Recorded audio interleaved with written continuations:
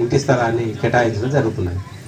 దీనికి సంబంధించినంత వరకు అతను శిక్షాకాలంలో అంటే జైలు పోయినట్లయితే ఎఫ్ఐఆర్ నమోదు కాగితం జత చేయవలసి ఉంటుంది.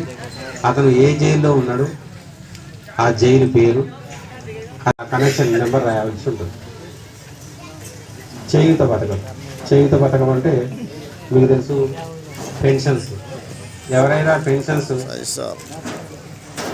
అర్హులైన వారు ఎవరైనా ఉన్నట్లయితే దివ్యాంగుల పెన్షన్, వృద్ధాప్య పెన్షన్, గీత కార్మికుల పెన్షన్, డయాలసిస్ బాధితులు, బీడీ కార్మికుల జీవన భృతి, ఒంటరి మహిళ జీవన భృతి, వితంతు పెన్షను, చేనేత కార్మికులు, ఎయిడ్స్ వ్యాధిగ్రస్తులు, ఫైలేరియా బాధితులు, బీడీ ఠేకేదారు జీవన భృతి, ఇన్ని రకాల పెన్షన్స్ ఉన్నాయి. ఎవరైనా వృద్ధులు ఉన్నట్లయితే వారికి